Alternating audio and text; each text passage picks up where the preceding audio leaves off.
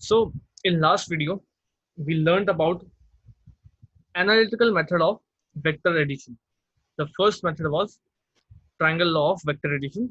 The second method is parallelogram law of vector addition. Now, where you would apply parallelogram law of vector addition and where would you apply triangle law of vector addition? See, the answer is very simple. If you connect the vectors from initial point to arrowhead of another vector, then you use triangle law of vector addition, right? If two sides are represented by the sides of triangle, the third side of triangle is your resultant vector. But if you join two vector like this, that is from initial point to initial point, if two vectors are joined like this, then you have to apply parallelogram law of vector addition. Now, what do you mean by parallelogram law of vector addition? It states that if two vectors are represented in magnitude and direction by two adjacent sides of parallelogram, then the resultant is represented in magnitude and direction by diagonal of parallelogram. So if two vectors are represented by two adjacent sides of parallelogram, suppose if you see, you can make an imaginary parallelogram over here.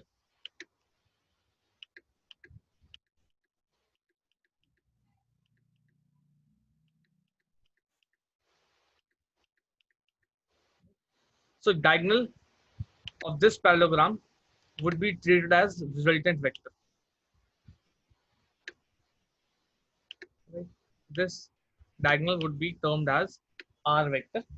And suppose this is your A vector and this is your B vector.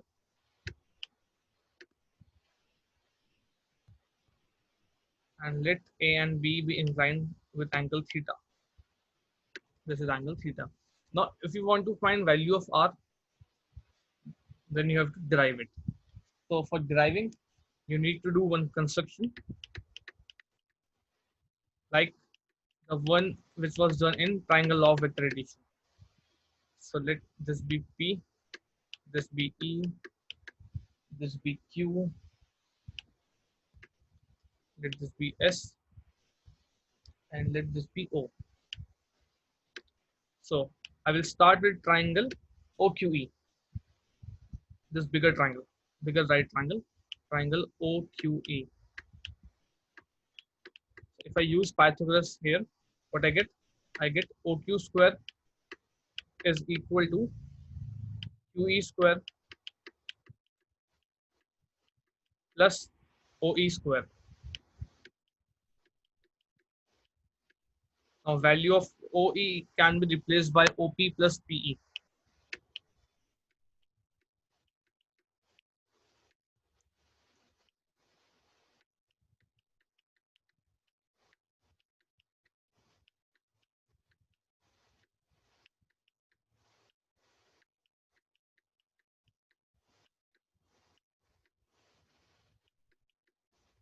So QE square, and you will apply A plus B whole square over here. So it becomes OP square plus PE square plus 2 OP into PE. So this is what you get. Let this be first equation. See, there's one more right triangle, that is PQE. So if I use triangle PQE, if I use Pythagoras here, what I get? I get PQ square is equal to PQ square is equal to PE square plus QE square.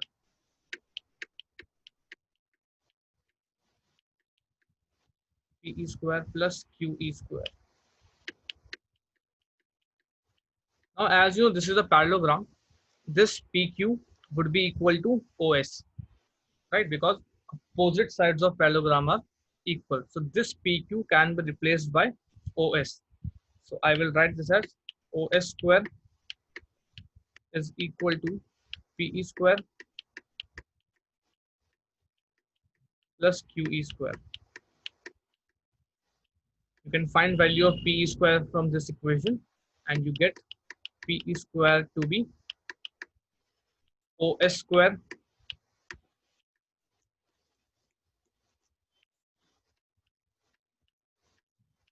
minus QE square. Let this be your second equation. Now you can substitute this value PE square. You can use second equation in equation number 1. So you are going to substitute value of PE square in equation number 1. So when you use this equation in this equation would be converted into OQ square is equal to QE square plus OP square, and PE square is replaced by OS square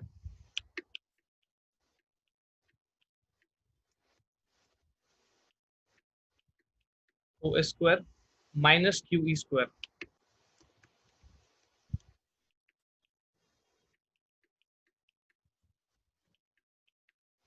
OS square minus QE square plus 2 OP into PE. This QE square cancel out. What you get? You get OQ square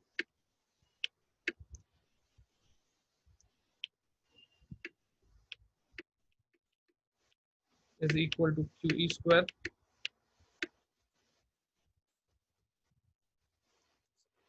QE cancel. So it becomes OP square plus OS square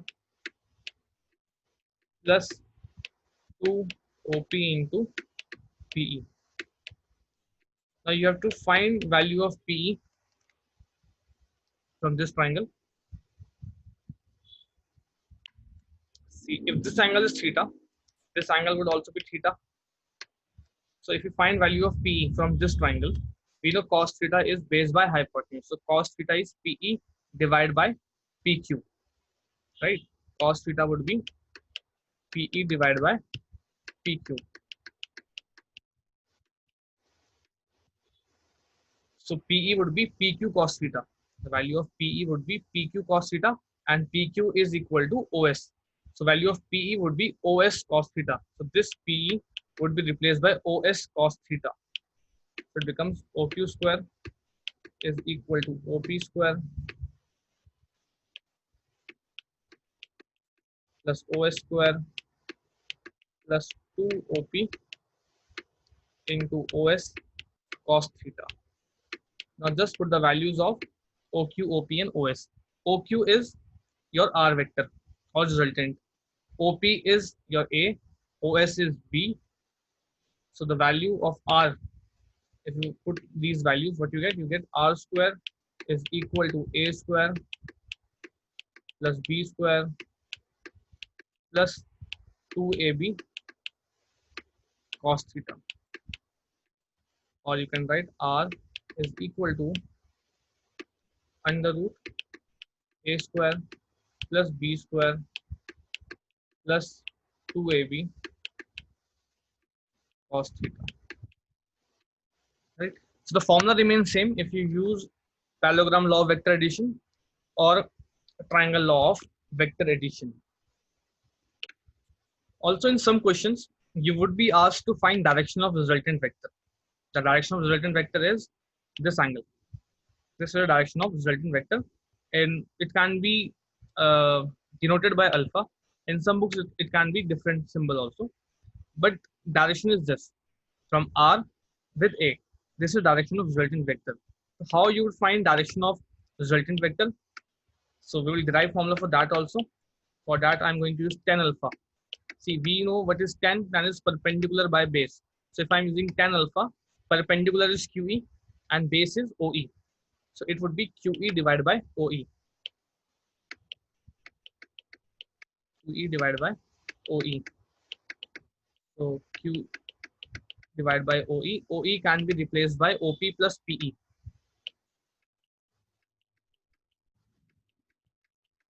So just put value of QE, OP and PE. So for finding value of QE, what you need to do? You need to apply sine theta.